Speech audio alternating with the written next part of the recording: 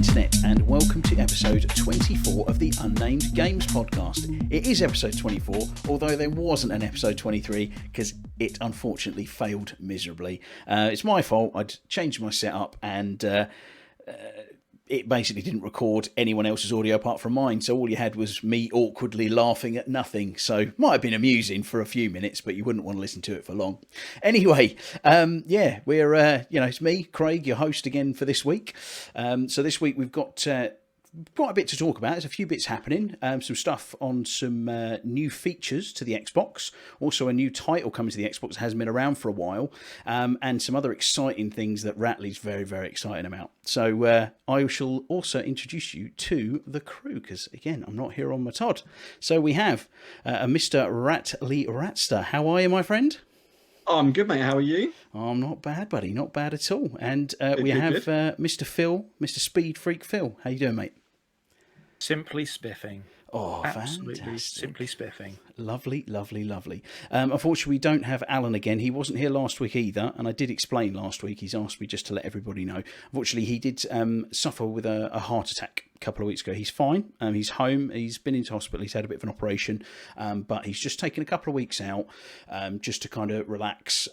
He's just trying to kind of build his strength back up, and we don't want to get him off on some kind of rant on Lord of the Rings and do himself a mischief or anything. So he's taking it easy again for this week. He'll probably be back next week, I think, but we'll just see how we go from it, really. But if anybody wants to wish him well on Twitter, I'm sure he'd really love that. It's Longfangs1.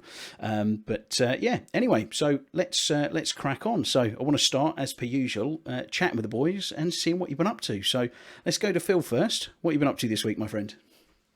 Oh, what have I been up to? So obviously I've played some games. I've watched some TV. More specifically in terms of games, we started playing some Final Fantasy 14. I think we did talk about this last week, but didn't record.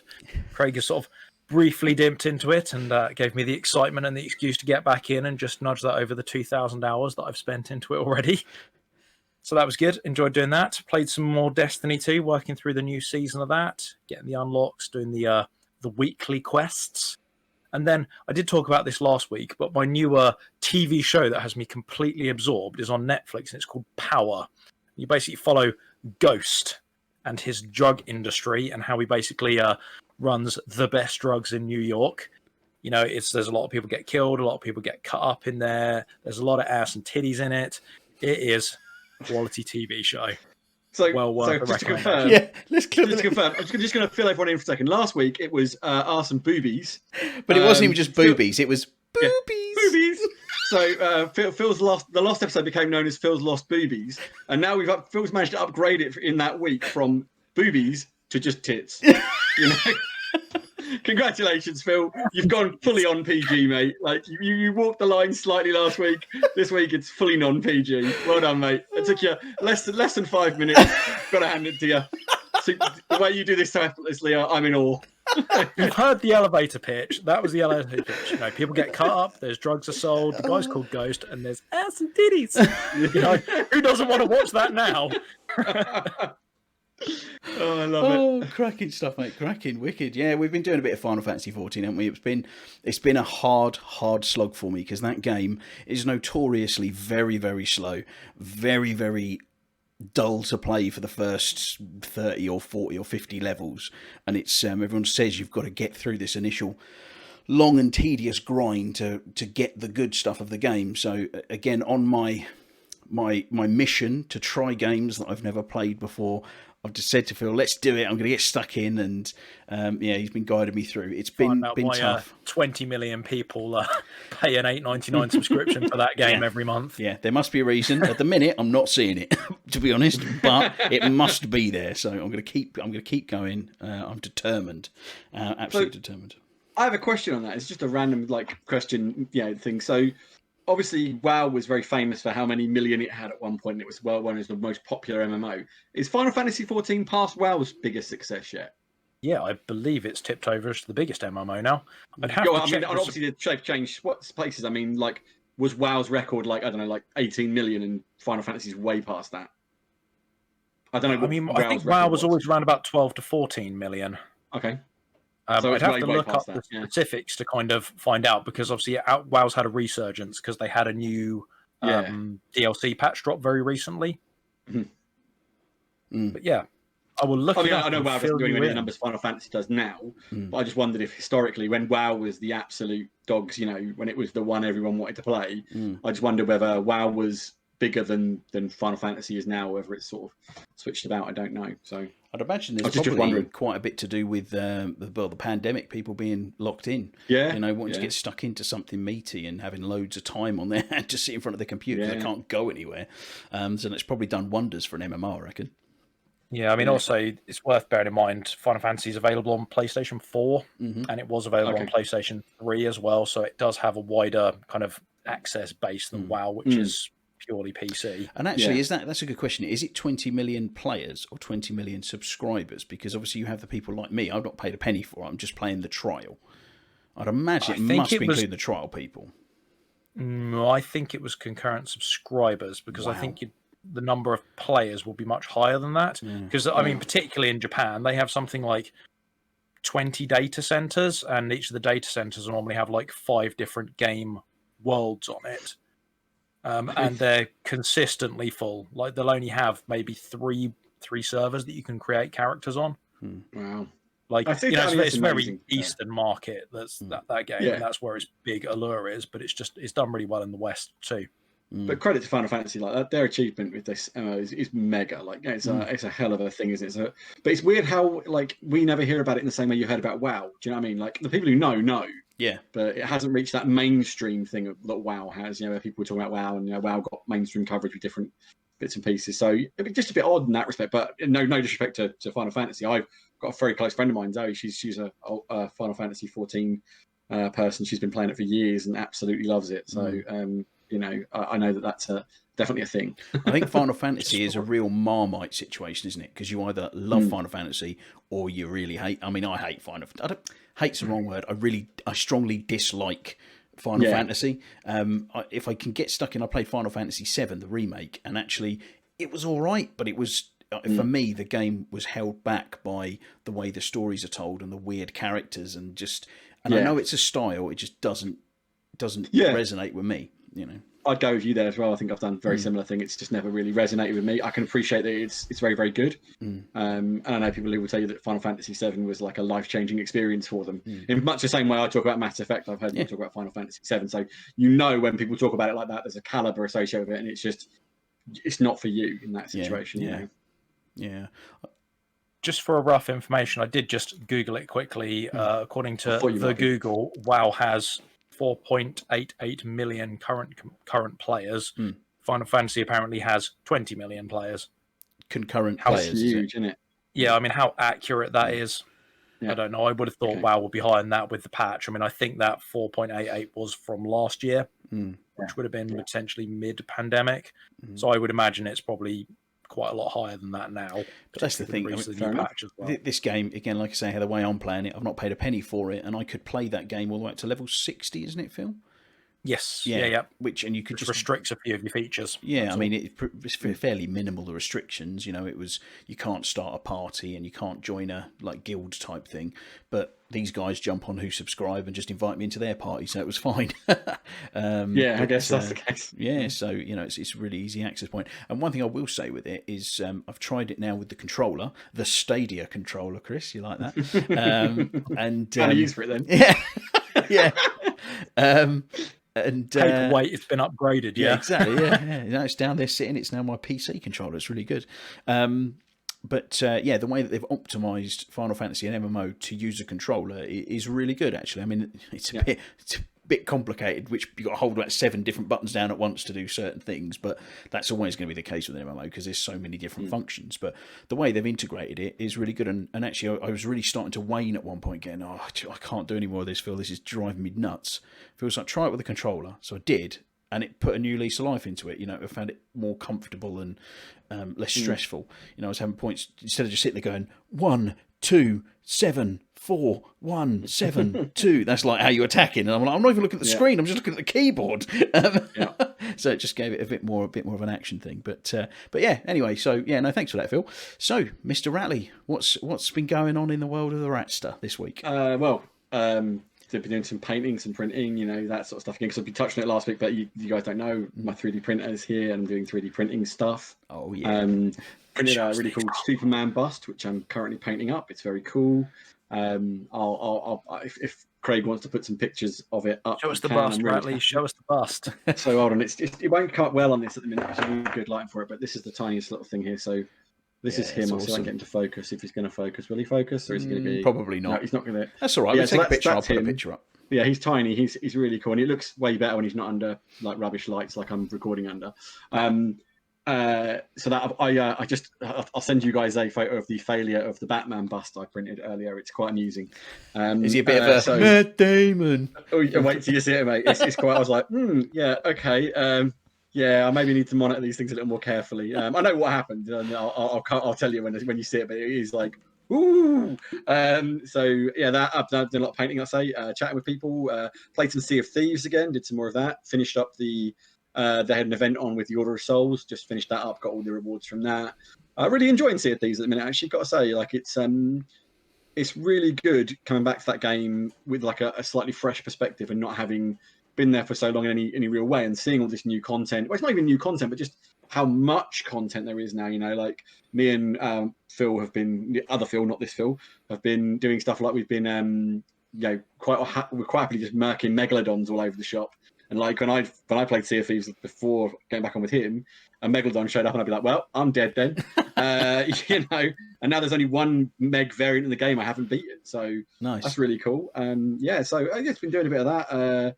Watched a bit of TV, movies, nothing special, just rewatching some stuff really. I started watching In the Line of Fire again, great thriller with Clint Eastwood and John Malkovich. Really love that movie. Secret Service agent, isn't he? Yeah. And the guy wants to kill the president. And I've forgotten how much I enjoy that. Like Clint Eastwood's great in that. Yeah. There's a few other bits and pieces I've done. Nothing spectacular really. It's been pretty chill. Like no Lego or anything this week. Just getting by. Nice. Yeah, sweet. That's that. Cool. Thanks, mate. Well, what have I been up to? So, I found a new passion TV program to watch that I just got addicted with and done it in like 4 days. And it's a different one to what I'd normally look at, but it's called Ted Lasso on Apple TV.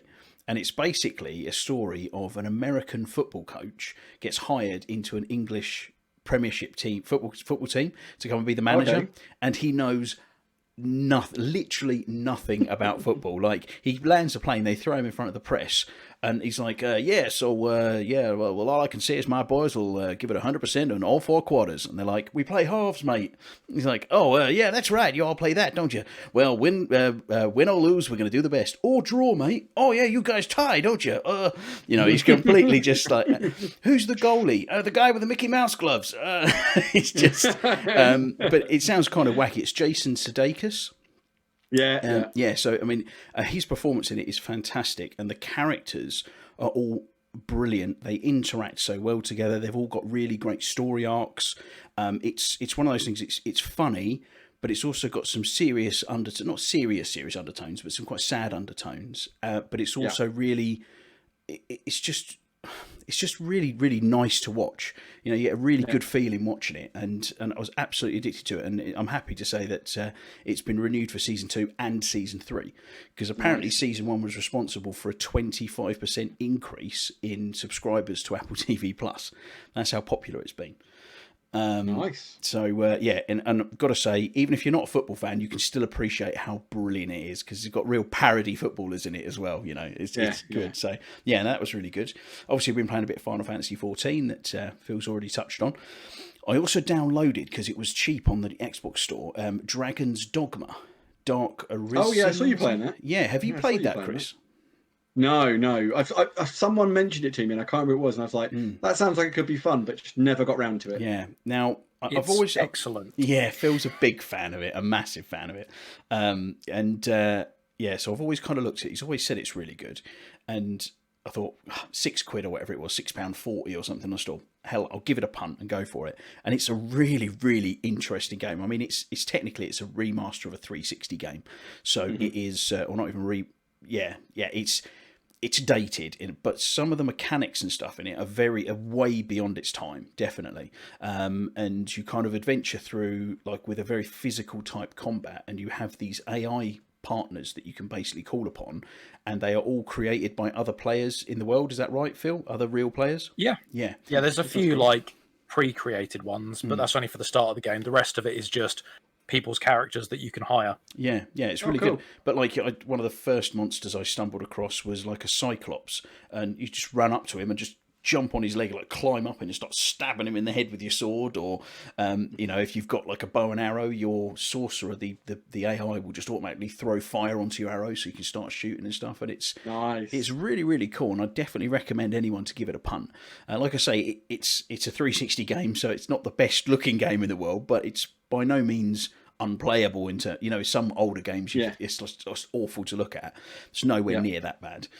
Also has an obscene character creator, hasn't it? There is a huge variety in your character creator. Like you can change like their physical build, so you can choose from like loads of different torsos, and then different length and size arms, and different length posteriors and legs, and then you can adjust whether they're muscular or they're big and fat. Nice. In Crazy Case, he got one guy with like a gimpy eye because he wasn't paying attention, and now he's like blind in one eye. Like that. Every cutscene, pink eye the whole time. It looks like he's been punched too many times in one side of the face. Nice. Adrian! I was actually going to say, I forgot a couple of things I did do this week. Go on. Quickly touch on. So one of them was I started playing Super Lucky's Tale.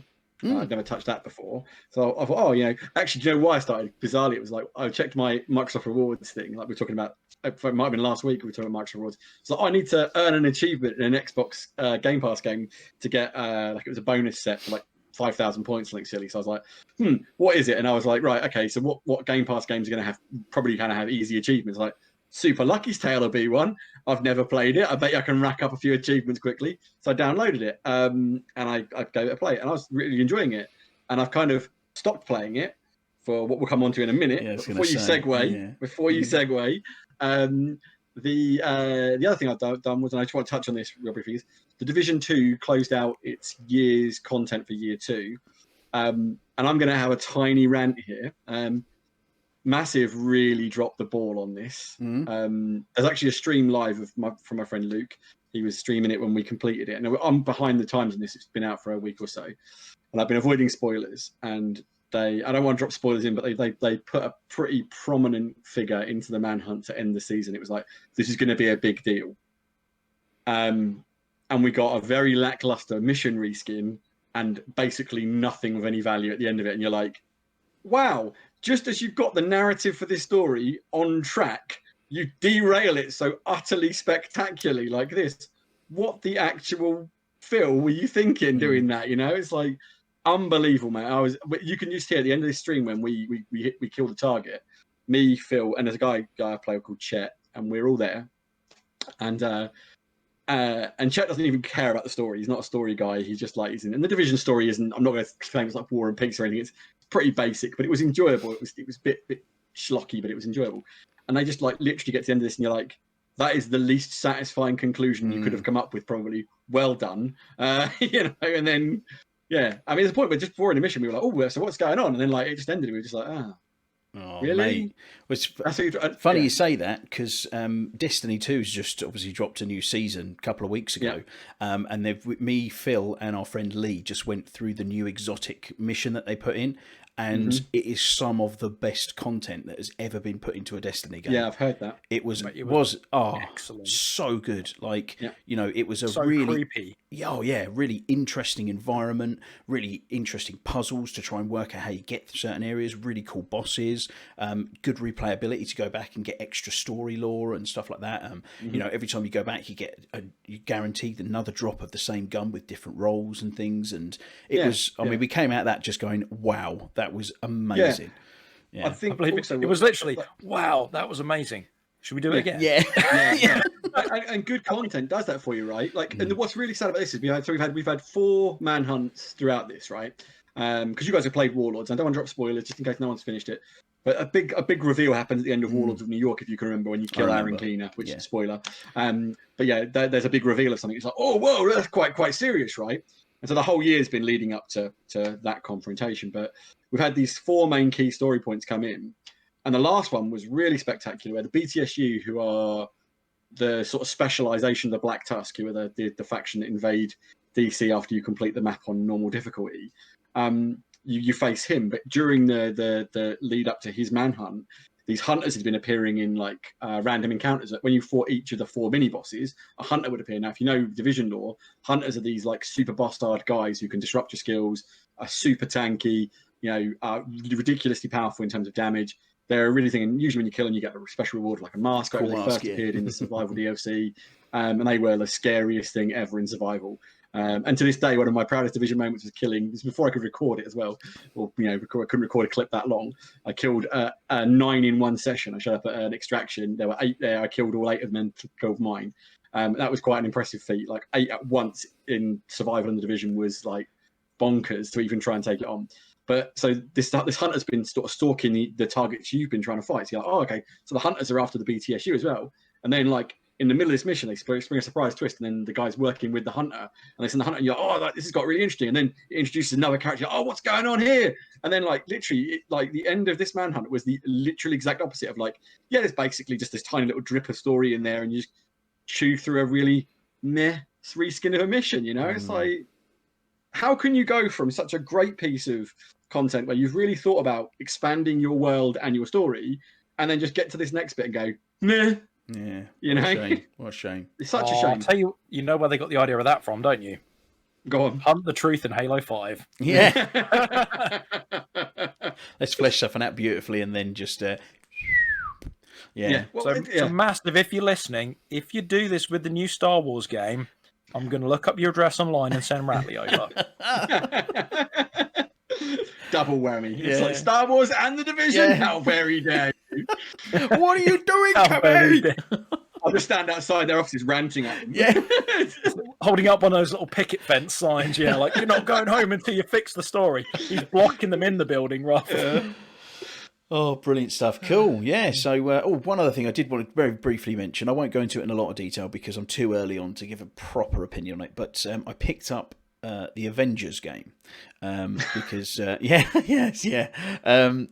I picked that up because obviously the Series X patch is going live early next month, and I thought to myself, I'll probably want to try it then, and the price will probably go back up again. And it was like, I found it for 20 quid. And I thought, you know what? I always said my ceiling was 15, but I thought, no, the chances are now it's just not going to go down to 20 again, likely, unless I get a second-hand copy until after the Series X update comes out. So, and so far, I think I'm about, a couple of hours in. I played a bit today. It's very much exactly as I feared it would be. I've been really enjoying the bits of story content. Really good fun superhero story. You get to play as these different superhero characters with this shoehorned games as a service, looter shooter, absolute trash fire forced into it. It is. It just honestly made me almost angry how much they've ruined their game. I'd imagine it's the money men, the publishers have ruined that game by forcing this stuff in that just doesn't fit. You're going through a deserted area, trying to find out something that nobody's been there for years, and then, oh look, there's a nice glowy flashy crate here and some boxes for me to smash to get materials out of. It doesn't need to be in there. It doesn't work thematically. And plus when you do get the upgrades, you don't care about them. They just make your number go up. So you're basically saying if your number doesn't go up, you go and fight the same enemies, but you get your backside handed to you, because that's what you want from a superhero game, to get your butt kicked by a little robot.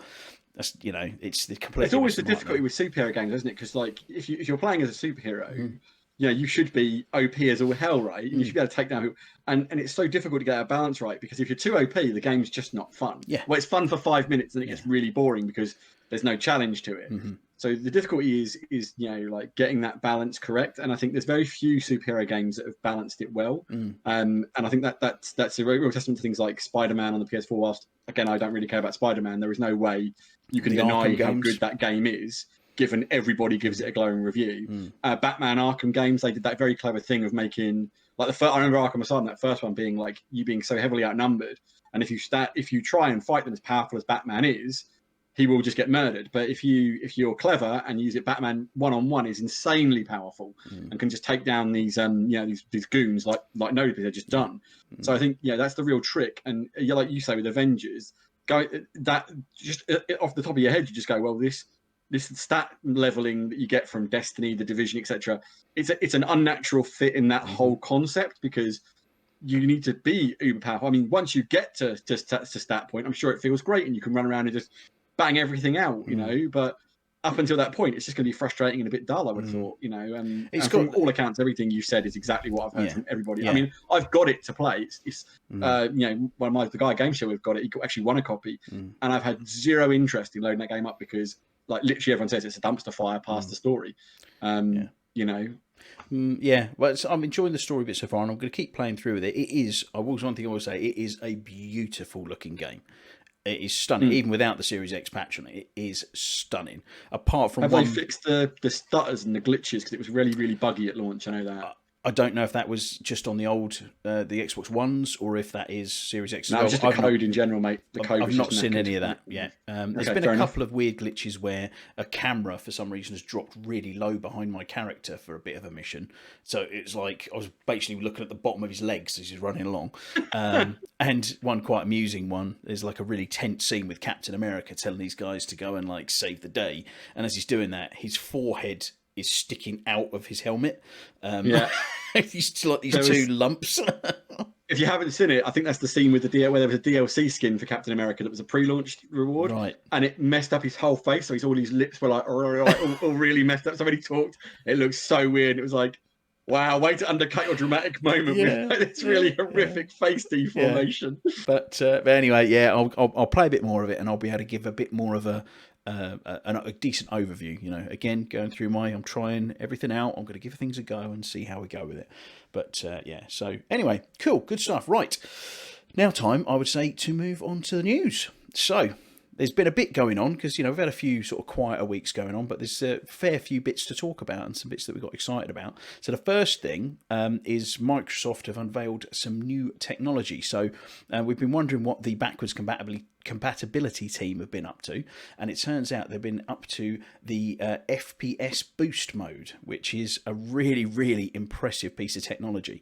So effectively what they're allowing you to do is get an older Xbox One game, and without changing any of the code, without any input from the developers whatsoever, doubling up that frame rate. So if you're on a 30 frames per second game, boosting it up to 60 frames per second, a 60 up to 120. And I've tried it. I don't know if it's fully live for everybody to try, or if it's right. Okay, so it must be because I'm on the insider program then, so I've got a slight early access to it then. It is absolutely incredible. There's only 4 or 5 games initially that are launching with it. One being Super Lucky's Tale, or 5, sorry. 5. One being Super Lucky's Tale. The one that I decided to try it was Sniper Elite 4. So I downloaded it, put it on, and I was like, well, this isn't working. It's still running at 30 frames a second. I played it for a few minutes and thought, I tried to shut my console down, boot it back up again. Oh, strange. Maybe there's a way to turn it on. Anyway, I shut my Xbox off because I had stuff to do. Came back the next day, turns out there was an update. So put it on, and I'm glad it happened that way, because I got to try it fresh in my mind from the day before at 30, and then try it the next day at 60, and it's incredible. It's a flawless 60 frames per second, and for the fact they haven't touched the code, it blows my mind what they've managed to do from it. It's absolutely incredible. I mean, so yeah, what were the other games on the list, Chris? There's Far Cry 4, I think. Yes, is it? yeah. Far Cry 4 is on there. So Sniper Elite, Super Lucky's Tale. Yeah.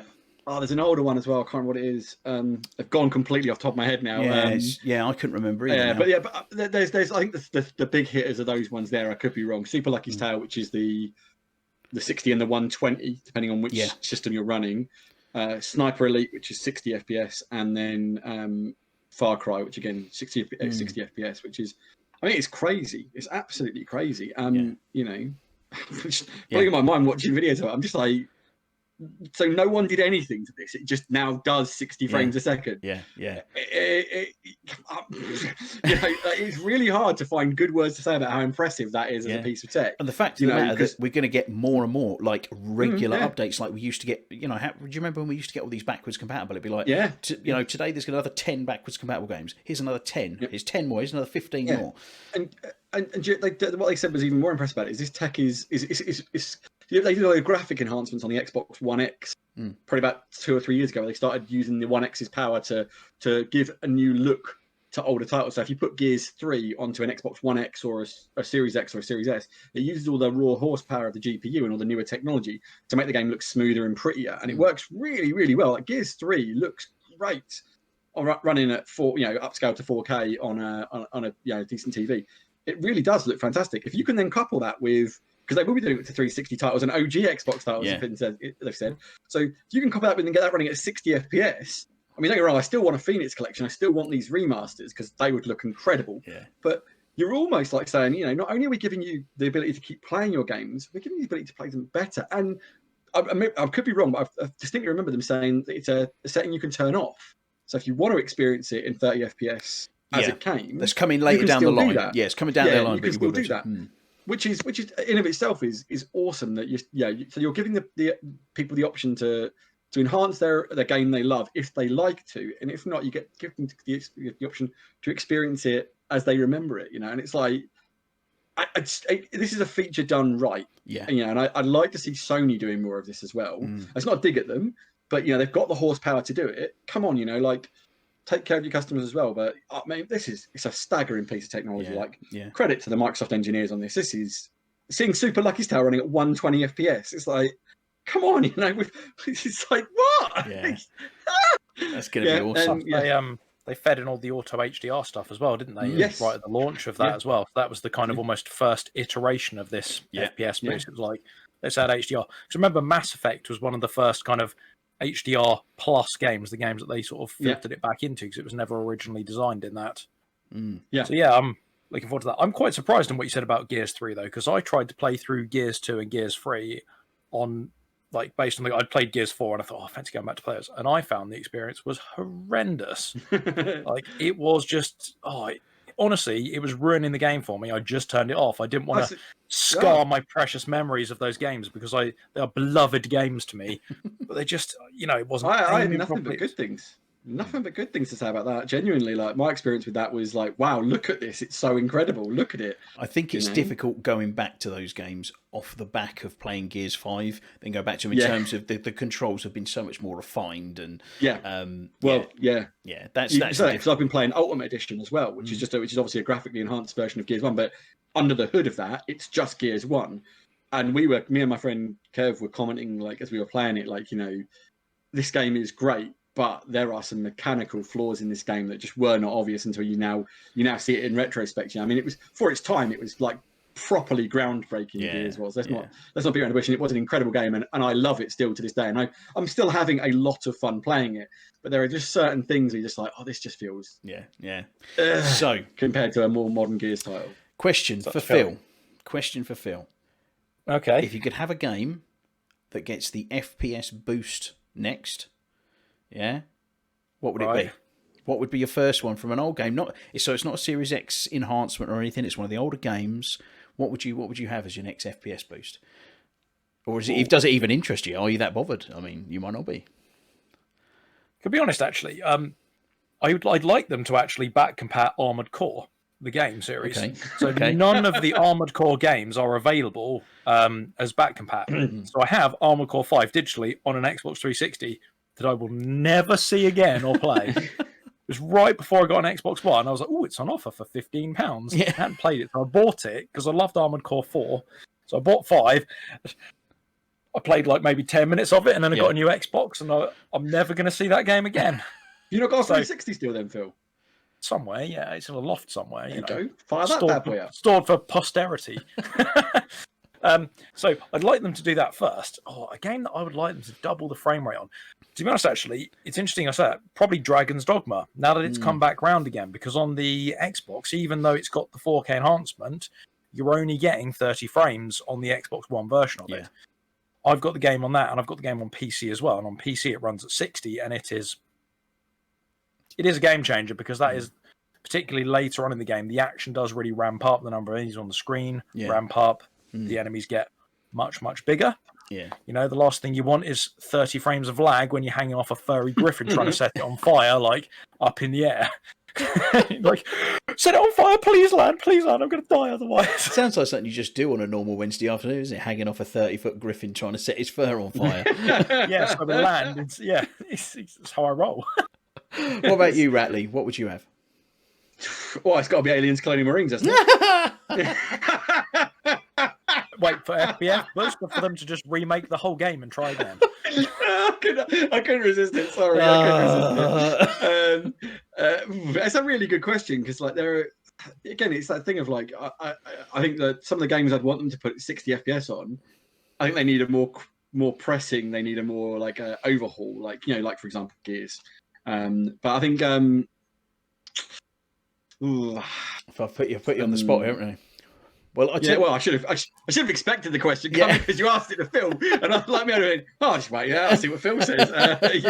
Like an idiot. Well, I did that. while Ratley's thinking there, I actually thought you would say, Phil. I thought you were going to say that Metal Gear Rising Revengeance or whatever it's called. Is it Metal Gear Rising? Is that what it's called? Yeah, Metal Gear Rising Revengeance. Yeah. Yeah. Thing is, though, I love that game because it has amazing music, and because you're a cyborg ninja, which is seriously cool. That's good reasons to like a game. Cyborg ninja music. Yeah, that's another game that I bought on PC because I wanted to play at the higher frame rate. So that's why it didn't immediately click into there as a game I'd like to play. Right. Again, I'd like them to vajazzle it a little bit, if I'm honest with you, because it is looking a little dated now. But I mean, the concept of that game was really cool because you had that free slashing motion of the sword where you use the right stick to control which way you swiped with the sword. The 3D models, they had to map all the interior of items as well as the exterior. So the 3D models were so much more intensive because it wasn't just an outside skin. Once you cut it, it had stuff inside it. And because you could cut it any number of ways, they had to remap, like, even just a simple, like, it's a lamppost, for example. They had to map the inside cylinder and have that created so that when you sliced it up, it was there. Or if you're cutting off one of the gecko robot's legs, it had to have the freaky, like, robotic muscle fibers in there and stuff like that. Yeah, no, cool. I still love that game because it just had awesome music. You're fighting like Monsoon and he's disappearing into the mist with his electro powers. And Chris, was it Jamie Christopherson? I think was the guy who did the soundtrack, shredding on a guitar in the background. You're like,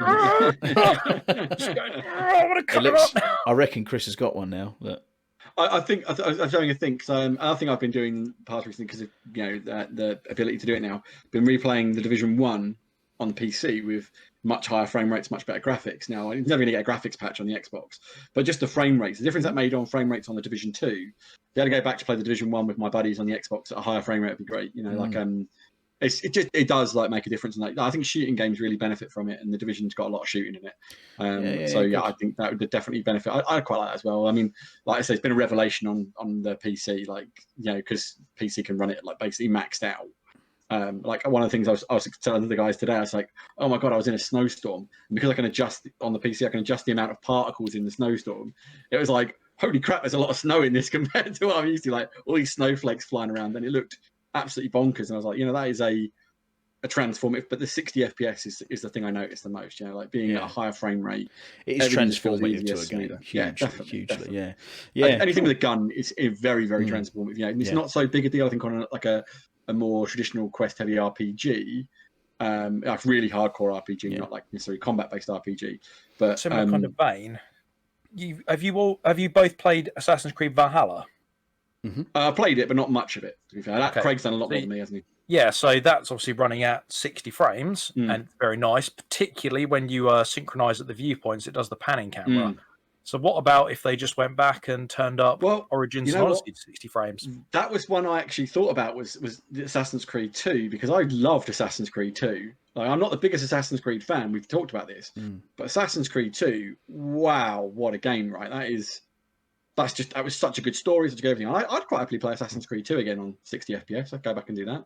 Ubisoft have already got it working remaster, on haven't they? Yeah, they've done a remaster on it as well. So was it a full remaster on that one? Was it just a kind of soft remaster? I can't remember now. It's a soft remaster, like they reskinned it, and I think they did some bits in terms of lag on the controls. Yeah. Okay. But because I can't remember it being like the first remaster. They called it the Halo.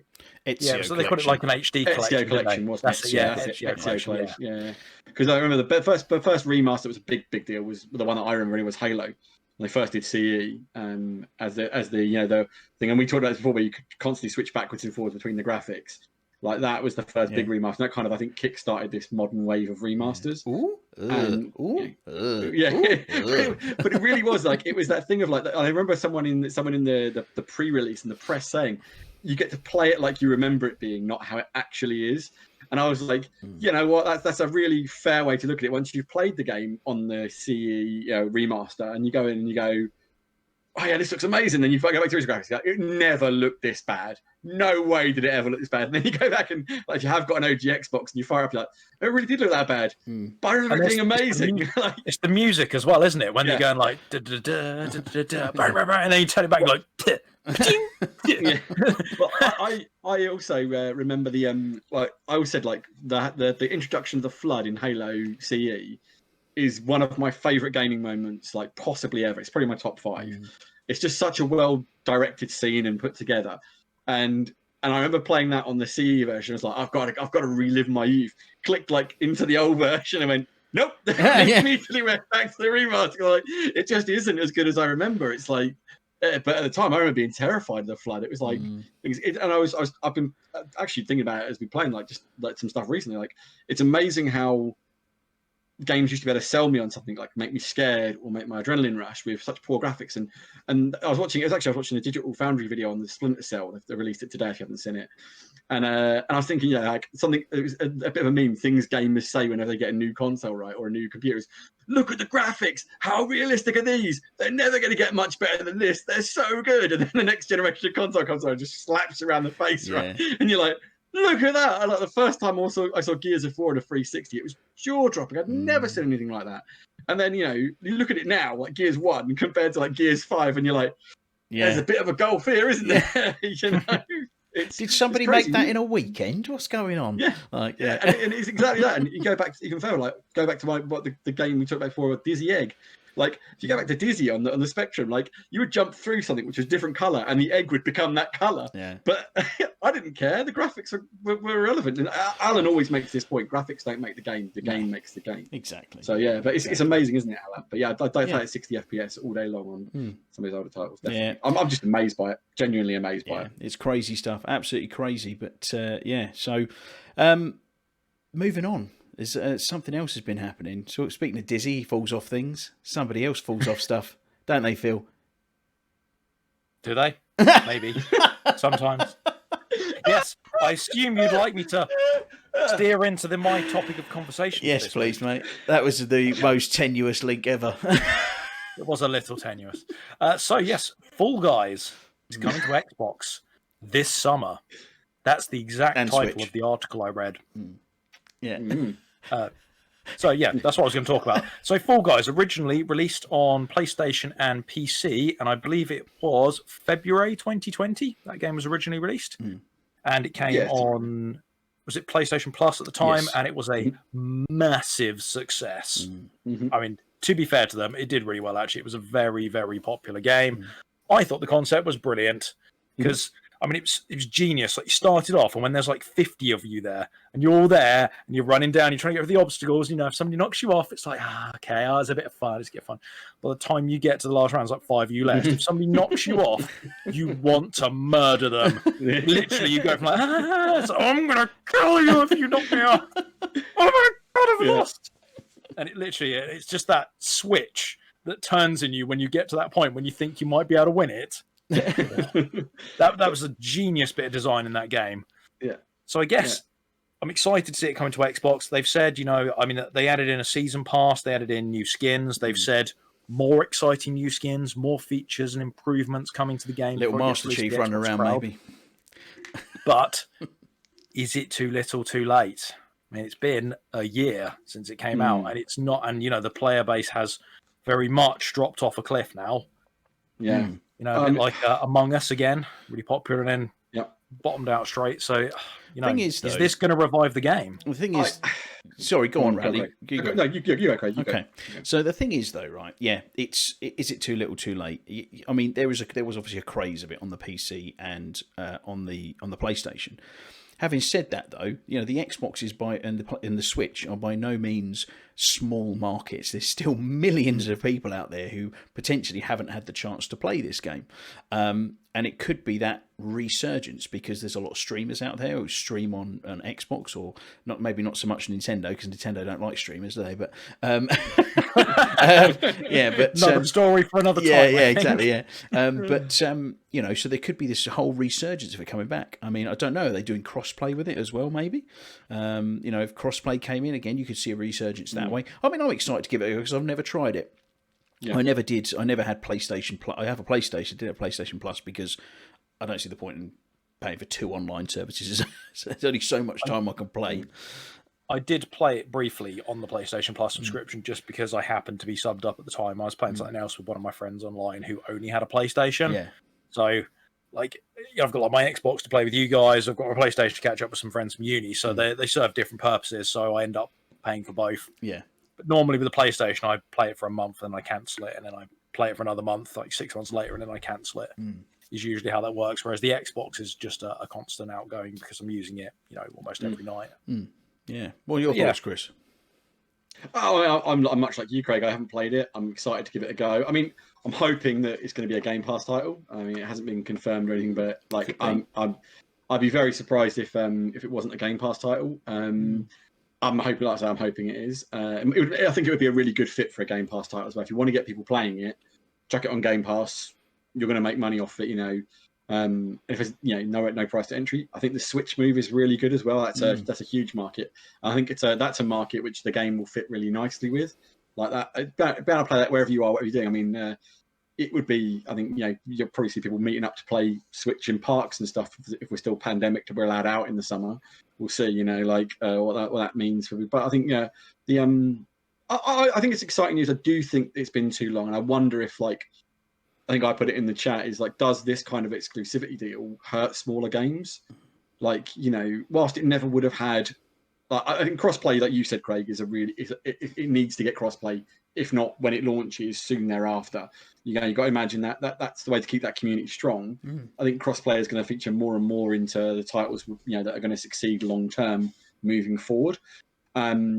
So I'm hoping that's one of the exciting bits of news they've got to share is going to go fully crossplay, PlayStation, PC, Xbox and Nintendo. If that's the case, we've got some really cool times up ahead. Being able to play with anyone whatever platform, do whatever. That would really, I think, kick the game back up again. A load of new players and people being able to play with people they haven't played with before. I think as well, a lot of the time they say it's a dead game. You see that all the time. I mean, dead game. I think defining a dead game is pretty tough. There's still a lot of people playing it. And there's still a lot of people playing Among Us, and there's still a lot of people playing The Division. There's still a lot of people playing things. I remember when Destiny 2 was a dead game. Shortly after launch, Destiny 2 dead game. They haven't got enough content, dead game.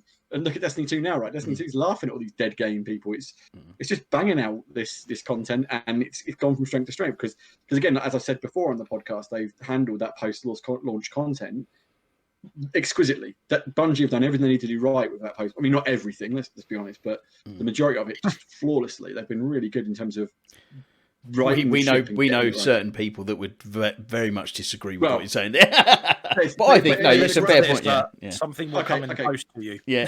Okay. Yeah. So let's rephrase that. Compared to other live service games, Bungie have been flawless. Yeah. If you compare it to The Division, let's just take The Division 2, which launched in an incredible state. It had loads of content. There was loads to do, and then they just dropped the ball from there on inwards. At least Bungie have righted the ship. Got the content out there, and they're still continuing to support it. So but yeah, I'd like to see Fall Guys do this. I'd like to see more content. I'd like to see crossplay be a thing. That's the big one for me. I think crossplay. But I am super excited. I want to play this game. It looks like a lot of fun. I think it's the kind of fun game you can play with all ages as well. So I'd imagine Craig, you and your boys are going to have fun with it. Yeah, definitely. I can see us having a great laugh as a the podcast crew getting on there, getting some more mates in. Getting the battle royale going. It's like, and like you say, Phil, it's that get to the line, because PUBG was always like this for me. When I was playing PUBG and I get to that last, you're down to the last 10, you're like, oh, right, take it seriously. Yeah. Suddenly you get that. Or suddenly people know each other with a single objective to achieve. So I think you're right in terms of the only way this will succeed is if it's on Game Pass, because otherwise, £50 you might be pushing your luck a little bit. But I think I think I'd just resist pulling the trigger at 15 quid or 10 quid, to be fair. But if it was a Game Pass game, it's an instant download for me. I'm instantly on it. I'm instantly going to play it, you know. It's very much, I think, the way for it to have a renewed success the same way, because let's be honest, it never would have been as successful as it was if it hadn't been on PS Plus. The fact of the matter was, it penetrated the entire PlayStation market. Everybody could try it, and that's why it got so successful that way. You know, there was no barrier to entry for it, and I think it makes 100% sense what you're saying there, Chris. Get it on Game Pass, and we could have that resurgence again. So hopefully, and that's good then, because if they have to buy it. I know the kids want to play it. That's 3 copies I'd have to buy. I don't want to be doing that. They've got you set up for 45 quid there. Yeah, exactly. I just lean over the table now. Going to Game Pass. They heard that. We're like, Good Craig's stuff. getting stitched up. Yeah. Screw the Game Pass money. We'll get Craig stitch him up for 45 quid. Yeah, hurt his wallet. Yeah, cool stuff. Well, moving on then, onto something slightly different. Very different thematically from Fall Guys. There's been announcement of a new film, hasn't there, Ratley? It's got you quite excited. Wow. I mean, I'm in that cautiously optimistic zone. So we had the first red band trailer for Mortal Kombat. Now, if you're an older generation gamer like me, Craig, and Phil here, you may remember a previous Mortal Kombat movie, and most of us will agree. Or two. Yeah, there are. I wasn't going to mention. Well, I was going to move on to that, but let's be. So most of us will remember the first one with pretty much fond memories of it being a bit chintzy, a bit cheesy, but overall a really enjoyable video game movie. And I would go so far as like one of the best video game movies. With a banging soundtrack. It's got a banging soundtrack. Yeah, The soundtrack.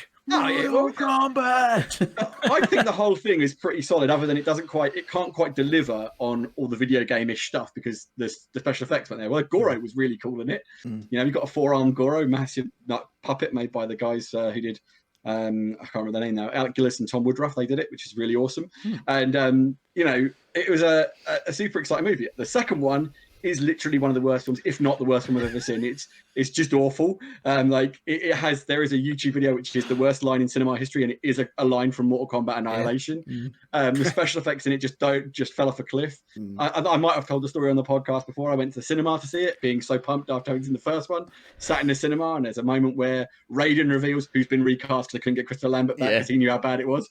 I mean, they even recast Sonya Blade as well, which is like, and they killed Johnny Cage off instantly because they couldn't get a good actor to play him. Like, it's like so bad. And then Raiden reveals to the fighters that Shao Kahn is his brother, and and you're just like, it is literally that like Luke, I am your father moment, but delivered with like zero panache or thing. And I just remember leaning across to all my friends in the cinema. We'd gone into a group of us, so like 6 of us, and just literally said, "Luke, I am your father." Like, we're all cracking up. And all these neckbeard nerds are like staring at us. Not that I've got much of a room to talk about neckbeard nerd, but they're staring at us like we just ruined the best film ever for them. I'm just like, you guys can't be enjoying this. This is literally awful. Like, how I made it through the entire film is beyond me. So yeah, but the new trailer. Let's get back to that. Like, this looks really promising. I think it's got lots of Mortal Kombat isms in there. We see Sub-Zero, we see Scorpion, we see Goro, we see Katana, we see all these people. I'm like, people I'm not even that familiar with because I don't play Mortal Kombat that much. But more importantly, we see the absolute unhinged violence of Mortal Kombat on display, because let's face it, Mortal Kombat wasn't just another fighting game. When it came along, it was the fighting game that had all the blood and death. I could just. That's why it was controversial, wasn't it? It was so controversial at the time. Well, it's how it made its name. And I remember being at upper school, and and actually, I watched a Digital Foundry video on this the other day as well, which is quite funny. But I remember everyone at the time had SNES or Mega Drives, which is, if anyone listens to this in America, Mega Drive is what we call the Genesis. So SNES, Super Nintendo, and the Genesis were the two big gaming platforms, the consoles. And up until now, everyone had been having SNESes because Street Fighter 2 on the SNES was literally arcade perfect, or as close as we could get with the home console at the time. And then Mortal Kombat came out, and Nintendo were like, you can't have any of that blood. You can't have any of the supreme violence. It has to be toned down. So Mortal Kombat on the SNES was like nerfed into the floor. But on the Mega Drive, there was a code you could put in, and you got the blood back. Like, it didn't have all of the psychotic executions from the fatalities, but it had enough of them that everyone was suddenly going, I need to get a Mega Drive just to play Mortal Kombat because it's got the blood in it, and I want the blood. Such a big deal, isn't it? And it's a big deal. And like seeing some of these like finishing moves on display in the Mortal Kombat trailer, I was like, yeah, this looks quite cool. I have my one complaint, and you guys know this, and that's if the Mortal Kombat theme, the awesome 90s techno nonsense that is the Mortal Kombat theme, which has been on like all the promotion stuff, like for other stuff, isn't in the movie, I might be very sad and upset. Yeah. You know. So can I just say Yeah. my favourite scene from that trailer? Yeah, is the bit where Scorpion and Sub-Zero are having a fight, and Sub-Zero stabs Scorpion with his knife. The blood comes out. He freezes the blood and then stabs him with the frozen blood. How ridiculously over violent is, and he has that great line, "Get over here" as well. It's like, I also love the point where you see Sub-Zero freezing Jax's arms. Yes, and just shatters them off. I was just like, yeah, this is well cool. They're not messing about here, are they? You know, so it's more of that schlock. We got like Godzilla versus Kong as well. So I was well happy with that. You know, so Phil, you haven't said anything. I hope you're excited like we are. Honestly, like you both just covered it. I'm with Craig. It was Sub-Zero stabbing him in the throat with his own, or the head, sorry, with his own frozen blood. Got me excited. Was it in the head? No, I don't think it was in the head. Yeah, he threw him through a wall afterwards, didn't he? Yes, he did. Never mind. Like with the other hand and threw him through. I was like, this is because that's what he does. He doesn't. He's freezing an ice ball. He stabs him with a thing and uses that which he stabbed him with to pick him up and hurl him through an ice ball. Yeah. And I was like, that's mental. There is definitely someone getting stabbed in the head, though. I know the bit you mean. Yeah. Someone gets. But it's stabbed right in at the end. There's just a quick montage, isn't it? Like, the finish him. Yeah, it was the finish him line, and then you get all those. Probably. I'm gonna have to go back and watch it again now just to get it right. But I tell you what, all this talk made me think of is there was a horrendous Mortal Kombat TV series called Mortal Kombat Conquest. I think it was like 1998 or something. Yes. And it basically, they just cast a bunch of porn stars in it because they couldn't get any proper actors to do it. That's how bad it was. Where did you watch this, Phil? Just Google it. I watched it and I was like, I Googled it and then I can't remember her name now. I was like, oh, she's just a porn star, right? Okay, good, another porn star, right? Okay, I'm getting an idea of what's happening in this movie now. Fantastic! I need to check this out for educational purposes. Obviously. Just Mortal Kombat Conquest. I think it was. I know the name. 1998 or something like that, or 99. It was released. It's like I've definitely heard it though. It's that dirty 90s TV series. Don't remember it actually. I'll have to Google it and have a look. Yeah. Well, you haven't missed out. Let's be honest. And I have to say, I'm not going to repeat the line from the trailer, but Kano at the end of the trailer, Kano wins. He delivers that line. I was like, I love this movie instantly just because of that dude and that delivery of that line. I was like, yes, it's got to be seen. Yes, yeah, definitely. Well, going on to something else with ultra violence now. Phil, hold on to your chair. Okay, because this is going to be someone's going to erupt here at the moment. In a moment, So feeling safe and secure right now. BlizzCon has been going on, and we've had several different announcements of various things: World of Warcraft, some updates to various Diablo things. We had Diablo 4, some updates, Diablo Immortal, and what else? What else did they announce, Chris? That you got a little excited about? It's like, oh man, I felt the rush of Ratley's excitement wash over me from his camera. So pumped for this! Like I played Diablo 1 years and years ago. Diablo 2 was like it's one of those games that just benchmarked, and I've never played a game in that genre that I've enjoyed as much as Diablo 2. Diablo 3 is a great game, but for me it just suffered because it wasn't Diablo 2. And I'm probably seeing it with those rose tinted glasses. Yeah. I know I am, but Diablo 2 remaster on PC and consoles. Yeah. Like when you put that trailer in our group, because I wasn't watching BlizzCon. When you put that trailer in our group, mate. You were like, what? Confirmed? like the panic text. Because if you'd have put that in and it wasn't confirmed, I would have driven you a house and hit you. Even though we're in violation of, I don't. Find me. I don't care. I need to punch Craig for this. I mean, honestly, it would have been worse if it was one of those links where you click on it and it's just like, a picture of Craig's head spinning around in circles or something like that. Never gonna give you up. Never gonna let you down. Genuinely, you'd have been hobbling for a week. Like I'd have hurt you. Oh mate, mate, excited if beyond the term. I know that my friend Kev is super pumped for it as well, so I'm well pumped. I have a confession. You've never played it, have you? No, I haven't either. Never played it. No, never played Diablo 2. No, never did. So how are we friends? Seriously, how are we friends and you never played Diablo 2? I didn't have a PC at the time that would run Diablo 2 when that was a big thing. I just didn't. I wasn't a PC guy. I think when did it come out? Do we know? I can't remember. I think I was scabbing my brother's PC at the time. Yeah, I mean, I think it was. Sure. I think it was that time where I was sort of because I loved games as a kid, and I had a sort of period of maybe 5 to 7 years of just going out on the town all the time and doing other stuff really, and not gaming as much. Being a bit of a lad. Being a bit of a lad. Lad. But yeah, always had a console, but it would play it once a week maybe, nowhere near the kind of way I play it now. So, but yeah, I just completely missed Diablo 2. I've always heard about it and always thought that looks quite cool. But my first foray into Diablo was Diablo 3. I mean, don't get me wrong. Like I say, I think Diablo 3 is a great game. I genuinely, I've just never completed it because I just can't get my head around it's not Diablo 2, and I hate myself for it as much as I don't, because like Diablo 2 was a bench. I know it's going to be rose tinted glasses, and I'm going to be like, oh, it misses this, but Diablo 2 remaster, I'm on board 100%. Hype train is there. Like that is me just, too.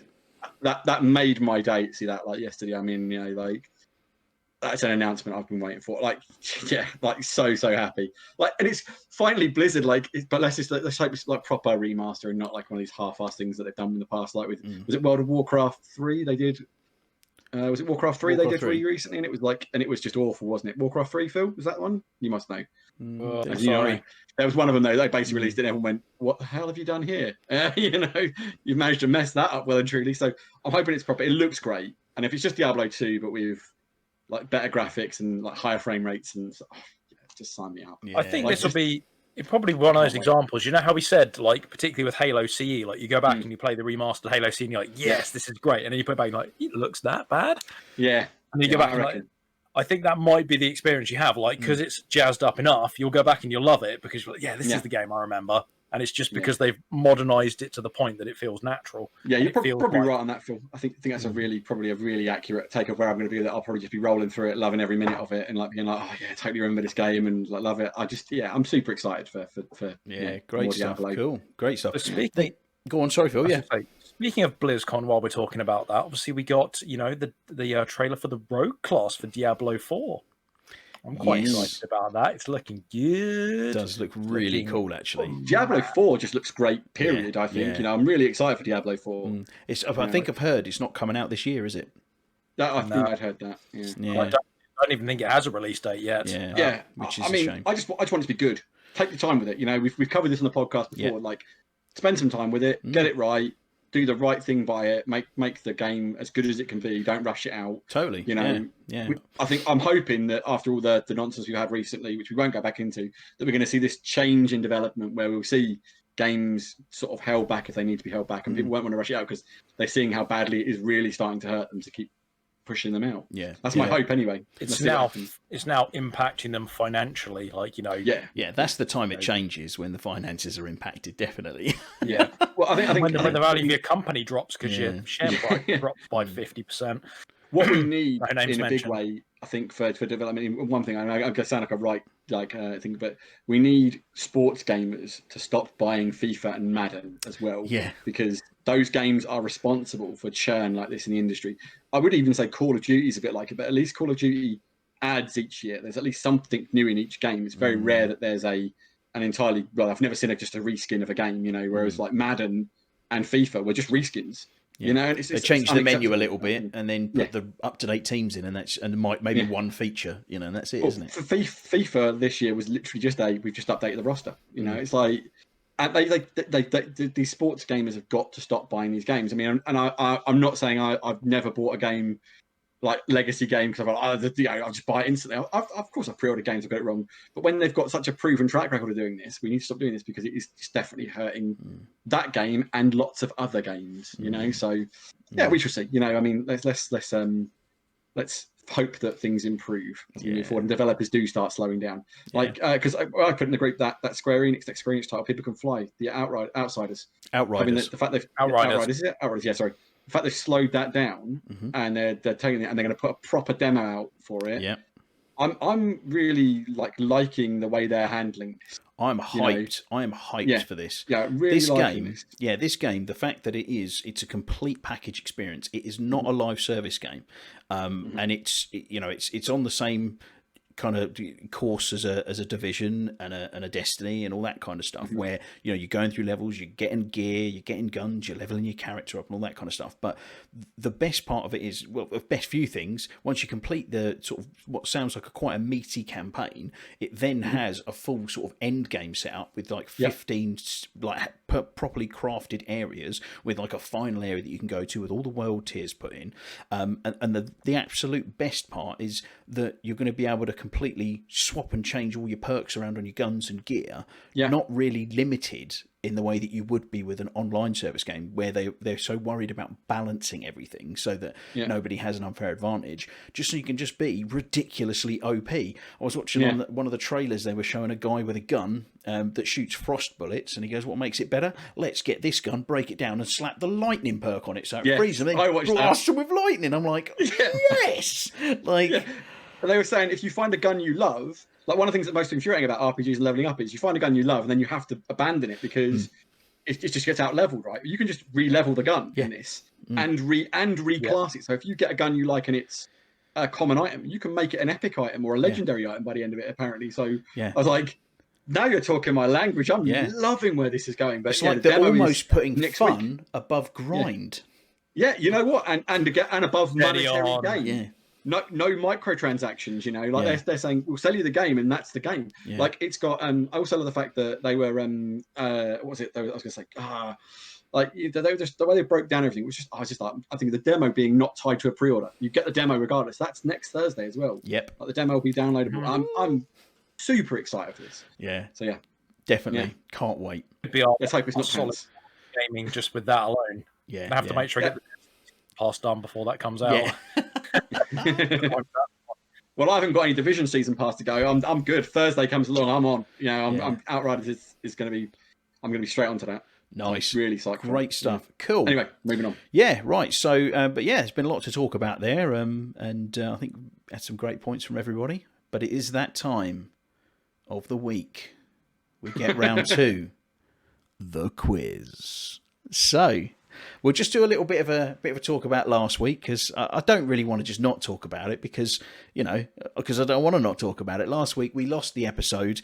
Ratley did the quiz, didn't you, Ratley? Did you want to tell us what happened with the scores? I'm trying to remember myself now. I believe. I can remind you if you like. Yeah, you are. Go on. Just remind me. Yeah. So bye, Phil. Yeah. So I do believe we were. Am I out of shot yet? I do believe we were level pegging up until the tiebreaker, and then that was the one, and then I got the tiebreaker question, so I won last week. The worst thing about that tiebreaker was I was like, I'll pull a really random thing out of the air. It was because what happened was, I'll be honest, with the quiz, we had a question last week as well from Kenny, which we'll revisit at some point, but not now because it was Valentine's theme. So maybe we'll hold it for next year. And so I'd realised at that point it was Valentine's Day. Proper single man over here didn't know it was Valentine's Day, right? So I was like, I'll rewrite the whole quiz and make it like Valentine's, or love based, and then I'd written a whole quiz, and the first question in that quiz previously was, what was the first year that Godzilla was featured in a movie?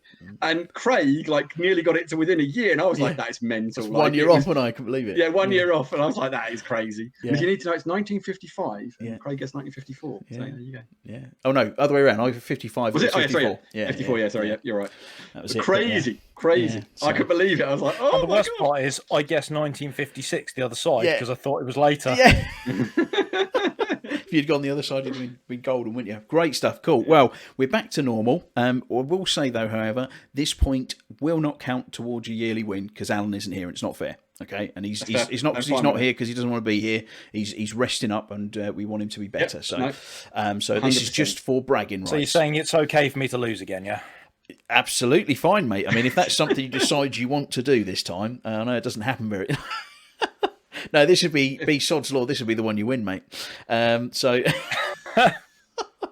In that case, we'll give it to him because it's not going to make any difference long term. Brilliant. So I've won the quiz. Right. Cut the show there, yeah? Yeah. So, boys, what I need from you is I need a buzzer, and I would like it to be something movie-based, a movie buzzer. So I'm going to go for Phil first, please. What's your buzzer? Well, it's been a recent topic of discussion. Mortal Kombat! Nice. Quality. Love it. I'm going to forget that in a sec, and then I'll panic, and that's why I'll lose to Ratley because I can't remember my buzzer. Just go. Right, Chris, if you can't remember Mortal Kombat screaming at the top of your lungs, you need help, mate. Like, you know. Go on, Chris. What's your buzzer, mate? So I was going to go with a classic Arnie quote, and I was going to have "Hasta la vista, baby." Nice, love it, great stuff. Right, so you boys haven't got any heads up for what this quiz is going to be about this week. I haven't told you anything about it, so it is. Up the pipes, ready? It is. Whoo! So it's Got my throat given out already from the first shout. So Mortal Kombat boobies. So Kombat boobies. Which actually I'll add on was Phil's buzzer for last week. Well, no, that's the thing. It wasn't Phil's no, buzzer, wait. and then Phil couldn't remember his buzzer, so we changed it to boobies, which he remembered perfectly. Yeah. I don't know how that happened. Oh, brilliant. Anyway, carry on. Phil. So moving on. Phil. So this quiz is a movie quote quiz. So the idea here is I will read out the quote, just plain. I'm not going to try and act it out or anything, Rob. I'm going to read the quote out. First person to guess what movie it's from wins the point. All right? Nice and clear? Okay, Okay, cool. all right. So question number 1. Metaphors go over his head. Nothing goes over my head. My reflexes are too fast. I would catch it. Hasta la vista, baby. Chris. That's Drax from Guardians, isn't it? It is Guardians of the Galaxy. Yeah. Yes. Did you know that one, Phil? I did. You're too Again, slow. I'd already forgotten my buzzer. I was like, Did you know what, he's Phil, already like, done it. Phil, I'll be honest, like I got when you said metaphors go over his head, I was like, I know exactly what it is, and I was like, what's my buzzer? Yeah. What's my buzzer? and then I couldn't think of my buzzer, and you were talking, all I could hear was you, and I was like, what the hell is my buzzer? Like it just get in my head. Oh, I brilliant. just want to make it clear, like, if I make any kind of noise, like, just give me a chance, okay? Just make your What buzzer. I can do. Yeah. Right. Anyway, question number 2.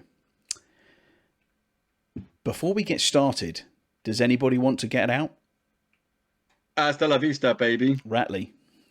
That's Captain America: The Winter Soldier. It is, mate. It is. Oh, Phil, mate, what's Love going on, that man? Best Marvel movie they ever did. Hands Love down. that one. It's a quality Love one. that film. Quality one. Right. Question number 3. Sir, I'm going to have to ask you to exit the donut. Combat. Phil. Iron Man 2. Iron Man 2. Yes. Of course. Fury says it to Tony Yes. Stark. That's it. Yes. Good one, Phil. When you shout, make sure you lean in a little bit on your mic, Phil, actually, because it didn't pick up straight away, and I don't want you to miss out. All right. This is better. Yes, that is better. Yeah. Bated Right. breath, Phil. Bated breath. Take it seriously. So, next question. This one's got slightly colourful language in it, so I apologise. Thought it was pretty funny out there in the zone. What's the matter now, bitch? Why aren't you laughing? Because there's nothing funny about a dickless moron with a battery up his ass. Hasta la vista, baby. Ratley. That is the mighty Arnie. No, not Arnie. It's the girl, isn't it? Talking to the wonderful Dynamo from The Running Man. Yes, mate. Love that. Did you get that one, Phil, or not? Like before? I actually can remember that one, Oh. so I was Yeah. out of that. But I do remember Running Man. What a quality So quote much that great is. Glory movie. Still see Sub-Zero, now Plane Zero. So many good ones. Right, quote number 4. They came from someplace else. What do you mean, like Europe? No, Robbie, not like Europe. It's got them thinking. They came from someplace else. What do you mean, like Europe? No, Robbie, not like Europe. I can sort of see it, but I can't remember the film for the life of me here. I'll give you a hint. It is a young girl talking to her brother, who's a teenager. No. Okay, no one on that one then. Gonna kick myself. That was War of the Worlds. Little girls went to War of the Worlds. Okay, yeah. Yeah. I wouldn't have got that. I only saw it once, I think so. Ah, okay. I No, quite like that if film. you're talking the Tom Cruise one, yeah. Yes, yeah. Yeah, I didn't enjoy the Tom Cruise one as much as the OGs, but you know. Yeah, I know. I liked it though. I thought it was a good remake. But right, next quote: We're in segment 202, lateral grid 9, site 15H-32. Give or take a few yards. Captain America here blew the landing by 26 miles. How the hell do you know that? Because I'm a genius. Oh, it's a blank face. Hasta la vista, baby. Chris. Is that Civil War? It is not Civil War, no. That's a bit of a red herring in there. There's a bit of a red herring in there. Captain America is not in this film. Yeah, no. I'll read it again. We're in segment 202, lateral grid 9, site 15H-32. Give or take a few yards. Captain America here blew the landing by 26 miles. How the hell do you know that? Because I'm a genius. Mortal Kombat? Phil? It's not one of the Riddick movies. It's not. No. Okay. No. Right. I'm gonna have to give it to you boys. It was Armageddon. Oh, Yeah, a bit of a that curveball. film was That trash. That wasn't trash. That was a good film. I like that film. It's a film about drilling, man. It's That was great cool. until they get on the asteroid, and then it's just a film about drilling. It's like, it can't be that exciting. They're just drilling holes. Oh well, I liked it. Right. Quote number 7. I'm not even supposed to be here. I'm just crewman number 6. I'm expendable. Hasta la vista, baby. Chris. That's Galaxy Quest. It is Galaxy Quest, yes. So I'll finish the quote off. I'm the guy in the episode who dies to prove how serious the situation is. I've got to get out of here. Oh, I love that film, man. That's such that a good film one. is so good. Absolute quality, that is. Right. Quote number 8. This ship will self-destruct in exactly 10 seconds. Counting down. 10, 9, 8, 6. 6? What happened to 7? Just kidding. Hasta la vista. Chris got it there. Yeah, go on. We're the space balls. Yes, mate. Watch out. Oh, Nailed it, mate. Absolutely Oh. brilliant. Pizza the Hut. Such a quality film, right? Okay, quote number 9. Are you a God-fearing man, Senator?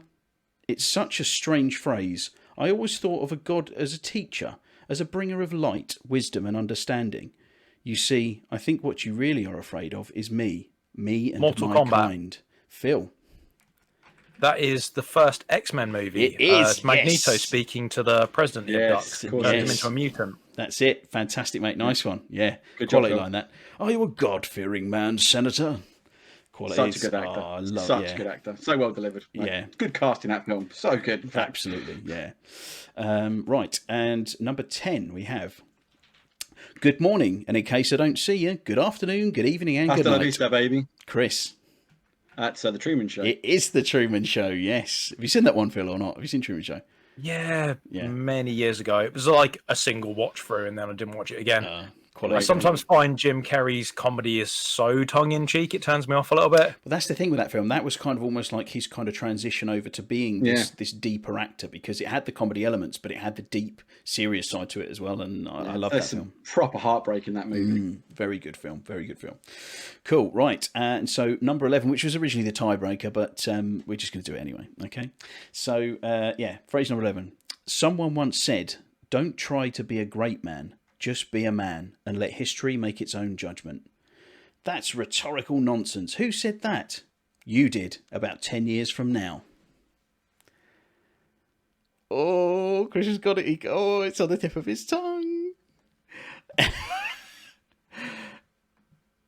Hasta la vista, baby. Go on, Chris. It's Star Trek First Contact. It is, mate. Yes. Yeah, Zephram Cochrane saying that. To Yes. Riker, I believe. Riker says it to Jeff. Yeah. So let's just count up here. So we've got 1, 2, 3, 4, 5, 6, 7. 7 versus 2. And I'm afraid, Phil, Chris is again Sorry, the Phil. winner this year. This week. It was gonna happen. Sorry, Phil. Hey, I put no aliens questions in there, okay? I was giving you a fair run at that one. That is what it is. It doesn't count this week anyway. But no, well done, Chris. Cracking stuff. Thank you. Sorry, Phil. No, it's good because quite a few of them we've managed to get right through the whole quote, and some of them there was a bit of a gap. So it's always good with people at home, because I know, well, from the feedback we seem to get, whether that be on Twitter or directly, people seem to really enjoy the quiz, kind of play it along when they're driving in the car and stuff. I actually got asked if we were going to maintain the new quiz format, the one you did where it was I can't remember the one before last, where obviously not the Valentine's one. The last we did, I can't remember what it was. Where I can't remember exactly, but they were like, "I love it because I get to play along more." And I was like, "Oh, okay, cool." What was it? I can't remember what I did then. Yeah. Can you remember what it was, Phil? Oh, it was the naming. How many can you name of any one thing, wasn't it? Oh, yes. Yes. And that was a lot of fun, actually. That was a lot of fun. I enjoyed that one a lot. Well, actually, we've had a couple of bits of feedback. I've had feedback from someone as well saying they really enjoyed that game. So maybe I'll do another one. It's a bit more. Yeah. It's not that time consuming, actually. I just kind of hunt down lists online and kind of go from there, really. But I'll definitely avoid the 47 from Lord of the Rings. There was no way I was going to keep up with that, particularly when Alan was like Robberin of Blobberin and Scooberin of Duberin, or I don't know their names, but like I was like, just whatever, you've got enough. Like, yeah. He still had more in the tank even when he was done. Yeah, that's it. Yeah, That's it. Yeah. It's like I said the film. It's like he was going to win the point either way, because if you'd have tried to best him, he'd have just gone, "All right, then name him," and you'd be like, "I can't." And you'd be like, "Oh no." Yeah, that was pretty much guaranteed one for him, really. So, but anyway, great stuff. So, that's about it for the day, I think, really. So it's been a fun evening again. Sorry, everyone, that we missed last week. That was my fault, changing my setup and just not checking as we were going through. But I will say, no one was more gutted than me when I went to edit that and realised there was none of the sound from the other two, because we really had such a great laugh last week. And actually, we've had a great laugh this week as well. So it's been all good. Yes. So all that really leaves then is it's a bye from me. It's a bye from Chris. Bye. It's a bye from Phil. So long. And another bye from me. Bye-bye. Bye. Bye-bye.